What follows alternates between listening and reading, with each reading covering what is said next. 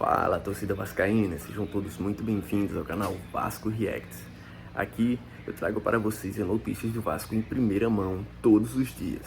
A única coisa que eu lhe peço é que você deixe seu like, se inscreva para continuar recebendo esse conteúdo excelente sobre o Gigante da Colina todos os dias. Sem mais enrolação, vamos para o vídeo. Para começar o brasileiro diferente, o Vasco tem usado o tempo livre para melhorar pontos que foram decisivos para a eliminação do time nas semifinais do Carioca. No final de semana, o Cruz Maltino enfrentou o América Mineiro em São Januário. O primeiro gol saiu aos pés de Cleiton, que aproveitou o erro do goleiro e marcou. Na segunda etapa, o time da casa tenta ampliar nessa jogada. O segundo gol veio de Verrete, que mandou no cantinho. O elenco vascaíno é uma das equipes que está tendo mais tempo para se preparar para a estreia do Brasileirão, para fazer diferente esse ano e não repetir os erros de 2023. Que lo esencial en esta preparación para el inicio del torneo y estamos muy contentos con eso. Va a ser un torneo muy lindo para disfrutar cada partido, disfrutarlo y bueno, con ganas de que arranque ya el torneo y poder disfrutar acá del São Januário. O Vasco joga no domingo às 4 horas da tarde diante do Grêmio em São Januário, com a força da torcida para seguir novos rumos no Campeonato Brasileiro. Pedrosa, daqui a pouco eu vou mostrar como ficou o nosso lindo Cristo Redentor, né? Verdade. Mas antes disso eu quero saber uma coisa, como está o Vasco no mercado? Eu acho que essa é sempre a maior curiosidade do torcedor vascaíno. Perfeito.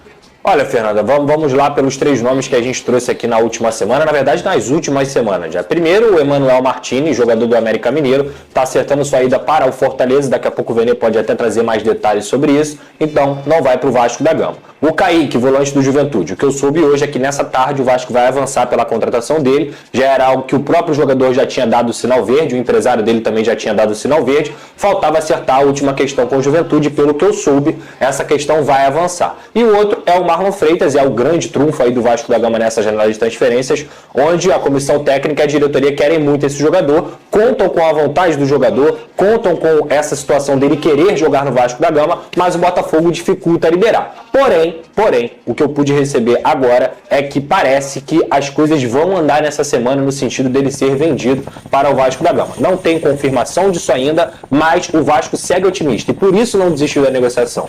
Exemplo, para contratar o Martínez, caso o Marlon tivesse sido recusado a proposta mesmo, seriam cerca de 2 milhões de dólares. E é o mesmo valor que o Vasco ofereceu para o Marlon. Então o Vasco, como já estourou esse orçamento desde o início da temporada pela atuação bem fraca do ex-diretor de futebol, o Vasco está meio que nas cordas pela janela doméstica que está fechada. O grande problema do Vasco nessa temporada foi a janela inicial. Foram 3 meses, mais de 100 milhões gastos, uma falta de sinergia da diretoria com a comissão técnica, vários jogadores pedidos e o diretor técnico tomou à frente de várias negociações e outras até dificultou, a verdade é essa. Claro que a 777 também tem culpa, como até disse aqui na situação do Pedro Henrique, mas o grande problema do Vasco nessa temporada não foi falta de dinheiro, foi como se gastou esse dinheiro. Perdeu esses jogadores, lacunas continuaram, o Vasco da Gama hoje tem um elenco igual ou até pior do que o final do ano passado e nesse momento o grande problema do Vasco foi o Alexandre Matos. Mas o clube também tem outros problemas. Não tem diretor comercial, não tem um novo diretor de futebol, tem problemas nessa questão da janela e também limitação de orçamento. Por quê? Porque esse orçamento foi estourado no começo da janela. Então agora é o Vasco, vai tentar trazer o Kaique e vai tentar contratar o Marlon. O que está acontecendo? Qual é a expectativa aí? A expectativa é essa, Fernanda, de um otimismo, porque o Marlon quer jogar no Botafogo, o Kaique, o próprio jogador e o empresário dele também já aceitaram a proposta do Vasco, só que tem que esperar agora o Botafogo aceitar. E também melhorou a proposta do Botafogo? Eu não tenho essa informação. O que eu soube é que nessa semana o otimismo era maior. Tinha sido uma proposta muito pequena, né? Não era muito pequena. 2 milhões de dólares para um jogador de 28 anos não é pequeno. Eu digo aos olhos do Bota, né? Mas porque do outro lado tem alguém que vende, Fernanda, tem alguém que compra, quando tem alguém que vende. Quando o jogador força, o negócio dificilmente não acontece. O Léo falando que o mercado é um baita valor. Se a gente for parar e analisar, um baita valor. Essa proposta não é pequena. 12 milhões de reais para um jogador não é pequeno. O Botafogo não precisa de dinheiro também, né? É isso aí. Vamos fazer uma coisa, mostrar aqui na tela do SBT como ficou o Cristo Redentor, ô Pedrosa, no domingo. Que coisa linda, lindo, né? Demais. Aquilo é uma imagem é um jogo de luz que faz no Cristo, né? Outras homenagens já aconteceram no Cristo Redentor, sempre com coisas grandiosas. E no domingo não foi diferente, né, Pedrosa? Explica pro povo o que aconteceu no Cristo Redentor. Ontem foram os 100 anos da resposta histórica, que a gente detalhou aqui na sexta-feira, e o Vasco da Gama fez diversas ações, tanto o CRVG, que é o associativo, quanto a SAF do Vasco da Gama. E por isso, nas redes sociais, foi muito legal, só que isso aí foi uma surpresa. Nem eu mesmo tinha essa informação de que isso aconteceria, então eu tenho que parabenizar aqui, porque isso faz parte da história do Rio de Janeiro também, o Vasco ter lutado por negros e operários. Do Brasil. Muito legal. Do Brasil, do mundo, de tudo. Muito então, bem. O Cristo é um símbolo e foi muito legal. Inclusive, por falar nesse assunto, parabenizar o Vasco, que os jogadores sub-17 do Flamengo foram vítimas de racismo lá nos Estados Unidos, e o próprio Vasco fez uma mensagem postando e homenageando, não, né, mas dando apoio a esses garotos do sub-17. Um comentário muito bonito da página oficial do Vasco. Vamos lá para o próximo assunto, Edmundo. Tá rolando uma discussão muito grande aí entre vascaínos sobre o patrocínio master do Vasco, que supostamente já estaria próximo aí de acertar com 45 milhões por ano. E muita gente está falando que tem que ser mais que do Fluminense, que é 53. Mas aí, Edmundo, eu quero perguntar o que você acha sobre isso. Eu concordo que tem mais torcida, muito mais torcida que o Fluminense, etc. Mas hoje o Fluminense tem uma vitrine maior, né, Edmundo? Porque vai passar na TV mais vezes, vai estar na Libertadores, etc. Eu acho que isso muda um pouco o valor. Eu acho que é importante, se der para colocar no contrato, um ajuste de bônus, que eu acho importantíssimo, que aí sim passaria, por exemplo, Vasco vai para a Libertadores, aumenta mais 5 milhões. Vasco da Gama passa para semifinal da Copa do Brasil, aumenta mais tantos milhões. Eu acho que isso sim. Mas hoje, o Fluminense fica mais em evidência porque está mais vezes na TV, né? Eu não sei o que você acha sobre isso. Eu acho que assim, tem prós e contras. Mas eu acho que o que é mais importante nisso tudo é que o Fluminense tem projeto esportivo. De novo, a gente volta lá atrás. A torcida do Vasco é maior, a exposição do Fluminense hoje é maior, mas o Fluminense é o atual campeão da América. E não dá para negar que a exposição da marca, né, a gente está falando de duas bets. A exposição da marca hoje do Fluminense é maior do que a do Vasco. Até porque vai jogar mais jogos durante o ano, tem mais possibilidades de conquista. Então, agora, eu não vou deixar de criticar. O Fluminense jogou quarta-feira, quarta ou quinta, ou terça, quarta ou quinta, acho que foi quarta. Jogou agradecendo o patrocinador antigo, botou lá, obrigado, né? Fazendo uma alusão ao B de Betano, né? Que era a antiga patrocinadora, vai entrar agora a Superbet. O Vasco, olha como trabalha mal o Vasco, olha o marketing do Fluminense trabalhando bem, isso influencia no valor final. O Vasco não rompeu com a PixBet para botar uma outra bet e até agora nada. Só o dinheiro que foi desperdiçado com a multa paga e esses 3 meses. Parece que não pagou a multa, não, viu, Edmundo? A multa não pagou. Porque o PixBet estava com uma dívida e os negócios assim. Mas caramba, mas se eu deixo de receber, se eu deixo de pagar porque eu deixei de receber, é prejuízo. Sim, concorda? É um prejuízo. Pô, sim. Se você me deve um dinheiro, a gente faz um negócio que você não vai me pagar, tu tem que me pagar. Concorda? Sim, com certeza. A ordem natural das coisas, houve um prejuízo de 3 meses, pelo menos. Mais 5 dias que a gente já está em 5 de abril.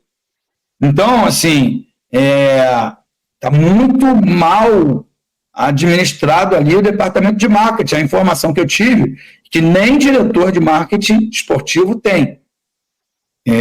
Então, assim, é ruim. Então, cara, não dá hoje para o torcedor vascaíno reclamar que o Vasco vai ganhar menos do que o Fluminense.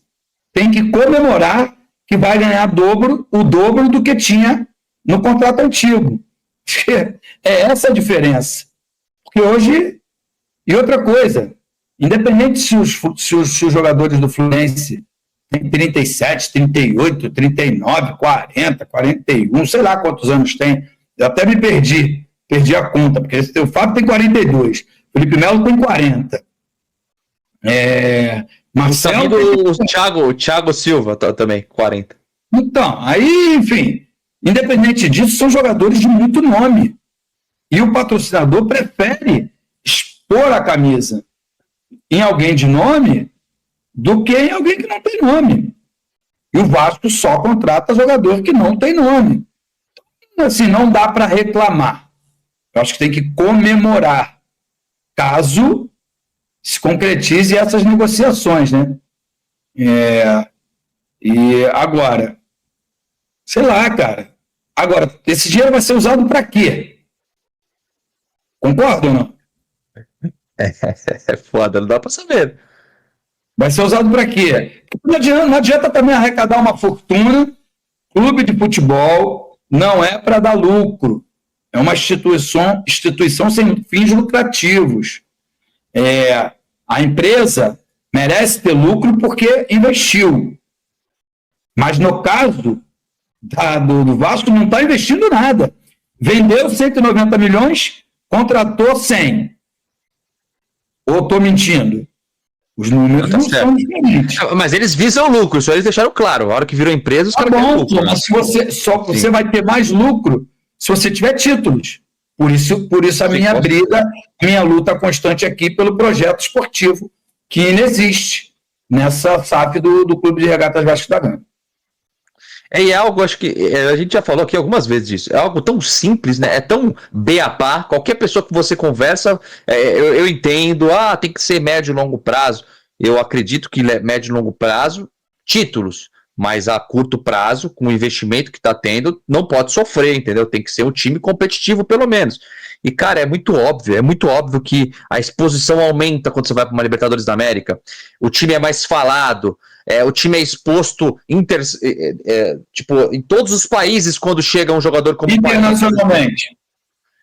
Internacionalmente, eu ia travar, eu parei.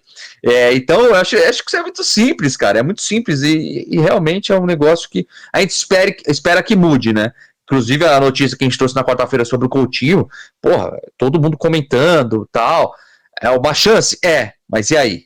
Né? Será que dá para confiar que pode chegar um jogador desse quilate no Vasco da Gama? Não sei, hoje não, mas meio do ano, quem sabe, né? Quem sabe chega um Coutinho.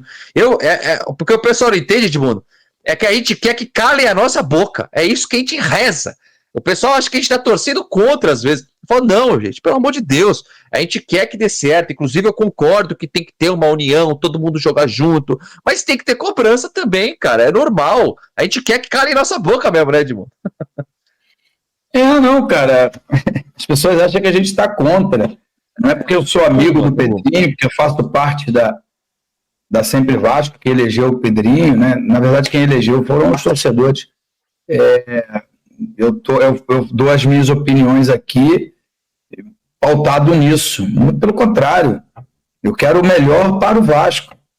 Se o Lúcio Barbosa for lá e contratar o Cristiano Ronaldo, Messi, Neymar e companhia, vai ter os maiores elogios do mundo, né? Independente se ele já foi criticado ou não, mas acho que hoje, no momento, ele merece críticas.